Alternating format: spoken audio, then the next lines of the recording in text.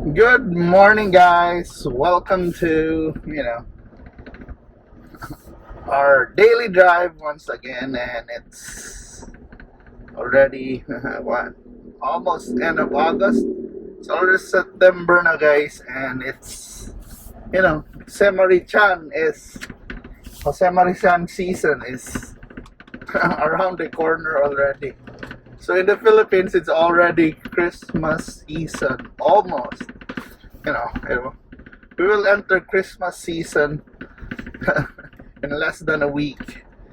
And what do you think? Will we have a normal Christmas this year or not? So when it comes to COVID, guys, our cases are still increasing. I mean, it's hovering over. Sometimes normally it's around at least around above 12,000 every day in the Philippines, in the region. The average, I think we have over 1,000 cases a day, and Cebu is like every day we have around 200 to 400 cases, while the province is around averaging around 400 cases a day with a high death rate. So I don't know. Will we have a normal Christmas this year? I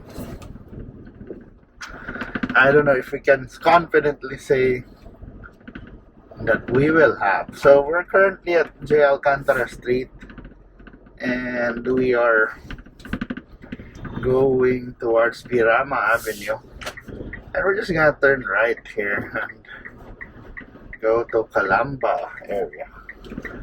I wanted to go to the downtown area, but I decided to just pass by here.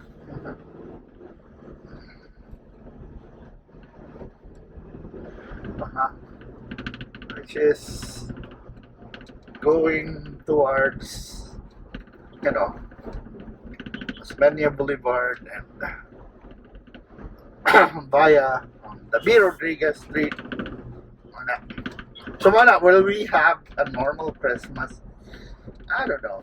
It's with the vaccination rates though, hopefully it works. I mean, a lot of people say vaccination is important, and indeed it is.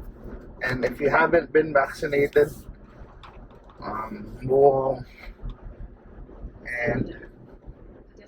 or you're waiting for your schedule, I think walk-ins now are allowed, but just check with your local government. So I think we're almost 50% vaccinated here in Cebu. Almost, I think. At least first dose ba. But yeah, hopefully yes, all your doubts would gone about vaccination, because would be one would be would vanish, and please, I don't know what's the reason. It's always gonna be a personal decision, pero vaccination is important, and we have to convince our friends who are not vaccinated yet to vaccinate, because one, it prevents it gives you some protection. I'm not saying a full protection. And secondly, if ever COVID hits you, you won't be critical. I mean, your chances of becoming critical is lower because of the vaccine, based on the studies. So manay ko lang the advantage of having vaccines.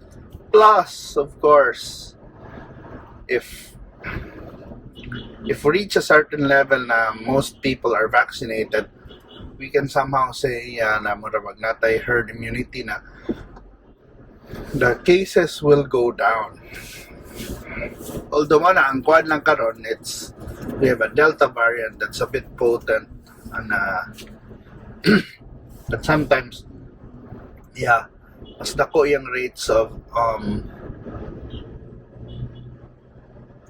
kuan ba? It's sometimes even if you're vaccinated, yeah, that's the Delta variant can still hit you, and but mona, you're somehow gonna be protected, and you won't reach like critical. So mona ang kuan na to, diba? Yeah, and I guess right now in the country, there are a lot of vaccines now, and I think they're rolling out as well in the provinces. Yeah, so it's grabe ang kuan sa NCR. I think NCR is prioritized, but the vaccine equity is also important na maabot sa probinsya. Swerte ang Cebu because Cebu, of course, is like a major city, but hopefully the vaccines will, reach also the far-flung areas, or the not really kuan, mga provinces, mga towns, because ko na, especially in the country where we promote tourism, we also need to vaccinate, the people in the town, especially those involved in tourism, those involved in selling stuff like, mga farmers na namaligyan mga vegetables. It would be nice also na ma-vaccinate sila, because there are people going to the provinces from the cities, and might expose them, and lisod baya kayo the hard part of in the town, especially na is the kuan, ilang hospital facilities are not as good as the cities. That's why I think the rate of death in the provinces like Cebu province is quite, it's higher because magkuan man, there's no lisod ang access to hospital, especially kung imong town nito walay hospital, or why dako na hospital, so you need to travel far. You have to think about expenses pa, and some even bring to the city, and because of maghunahuna mo sa expenses, sometimes they bring the patient to the city kanang medyo grabe-grabe na, which is not ideal also na marabag lisod nang gid rin maglinya na ato na sa ER, then gikan pa nagprobinsya ni biyahe pa na, diba? So a few hours can make a difference, a few days can make a difference when it comes to treatment and also recovery. Kaya ganun, mas maayang to catch it early, because sometimes adto na kanang naglisod na yung ginhawa when other complications come na like hindi na kita ginhawa, yun maglinya pa, and they have to line up for waiting for a room, and some are lining up outside the hospital. Marabag it's kuan, plus ang kuan na the expenses factor na some are gonna kuan really worry how much they gonna pay, and with the PhilHealth issue Pedro, di ba, na some hospitals na are asking for an advance because the PhilHealth is not paying them on time, na malugi na sila, so they sometimes ask for an advance and then just refund the patient when PhilHealth pays them, which could take like 6 months. So mag-asa ka mangitag kwarta, di ba? So there are quite many issues right now, especially in the health sector in the country. Plus the availability of nurses, because daghan nag nurse na they're so tired, they're overworked, and they feel that they're so much underpaid, and indeed they're quite underpaid. Many I think the call centers offer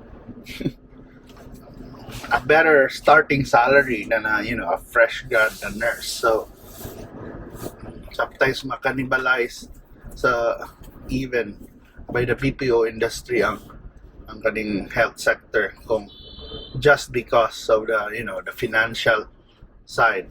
Okay sana kung makasud ka government hospital na nurses would start at 33,000, but in the private, I think they earn like 14.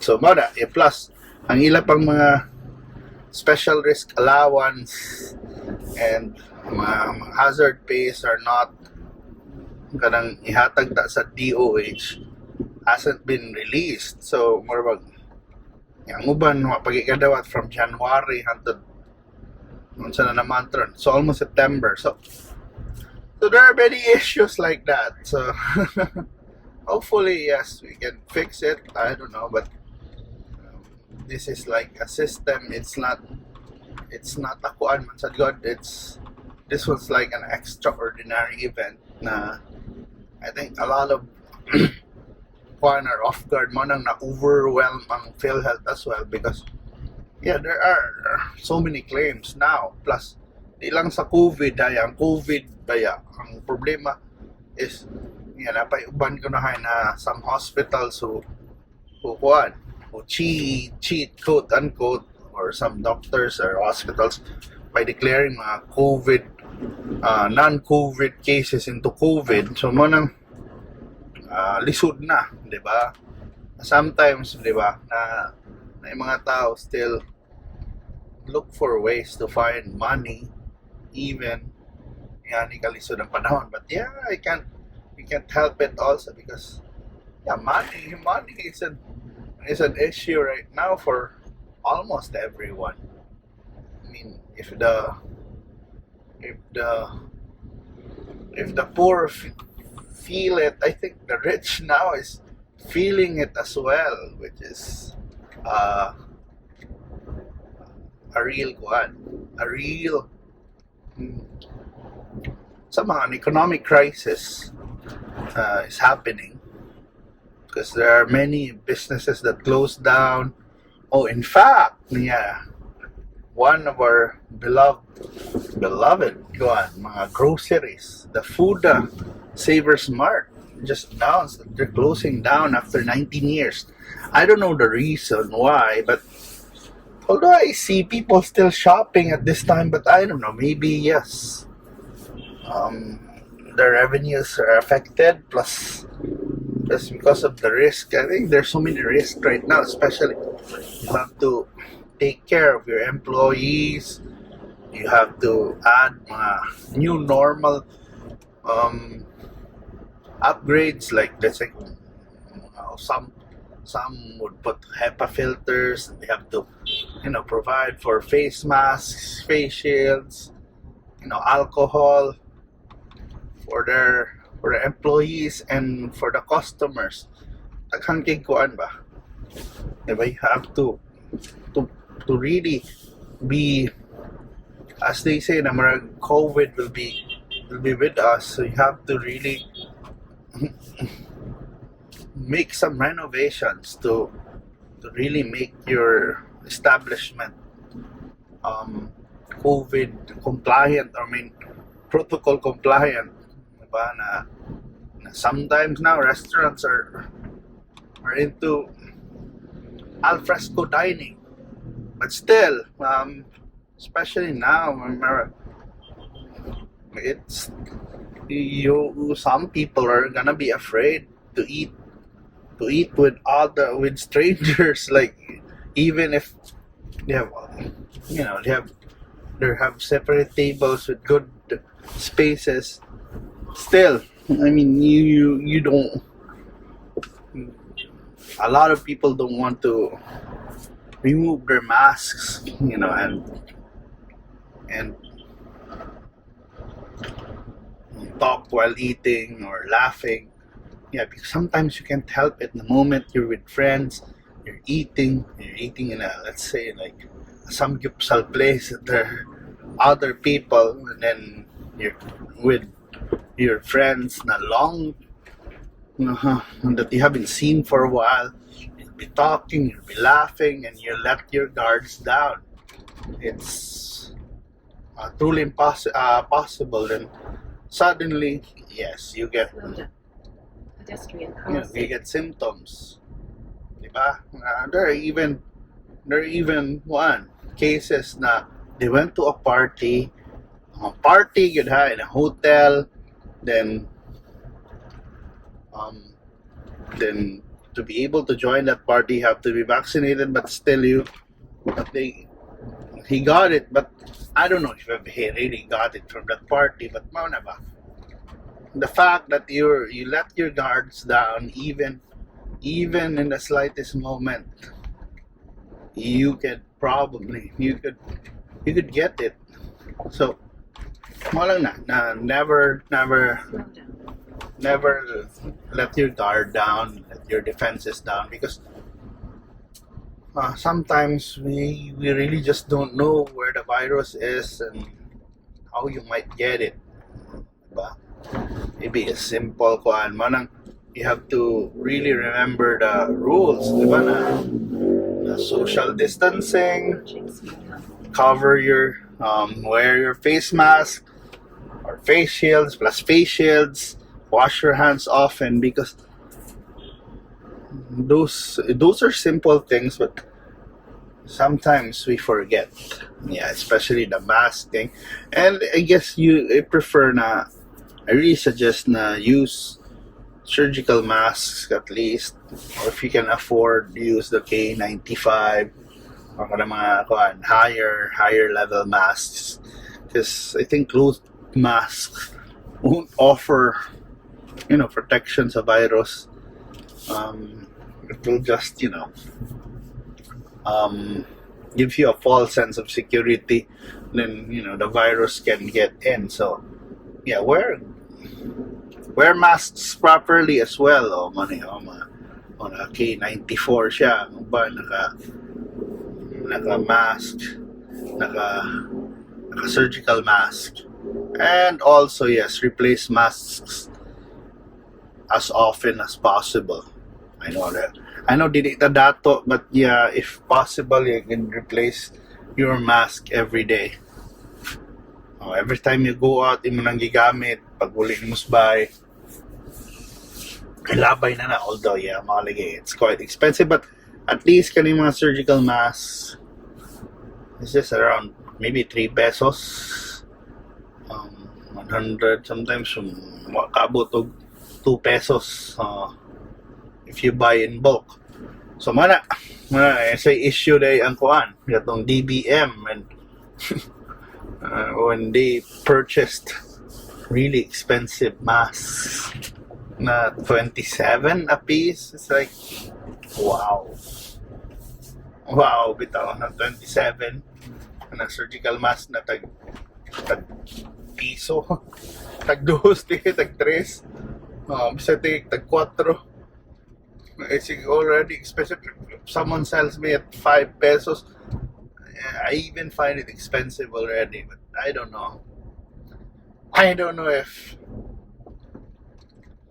it was truly mana ba that time maubagi presyo. But yeah, that's an issue as well, because cost the government billions of pesos, which is there's so much wastage, but yeah, uban ko na malit og mga ngana, and then hapit na ma-expire. It's like, I don't know. We can say that our country is not rich, but yeah, there are so many issues like that, which just makes you shake your head, I guess. And there's so many facepalm decisions, but you think it's facepalm, but probably there's corruption. But sometimes you can't prove it as well. I mean, diba? Some people are really good in, limpyo ng trabaho niya na, o bahala na investigahan, they just face an investigation, and sometimes they know that nothing will happen out of those ones. Sometimes good, tinuod man sa nagingon ni president na sometimes senators are just grandstanding, sometimes make an issue, then there's another issue na mawa na to na issue. It's a kuan ba na nothing happens, no cases, no new laws even, They just investigate and then, get media mileage. Especially, we are coming towards an election year, diba? So there might be a lot of things that we can change, but as citizens, I think we are going to elect new leaders for start next year, May, in a few months. In 9 months, less than 9 months, we are gonna elect new leaders. So you have the power, guys. We have the power to change. To change the country, to change the leaders, to change or retain our leaders. So now it's up to you. So that's our power. That's our right. Right to elect our, the people that would lead us. And sometimes they say, we deserve who we elect. So nang pick properly. If you're not happy with the way things are going, you have the power to change or even campaign. So imo rin ako anon.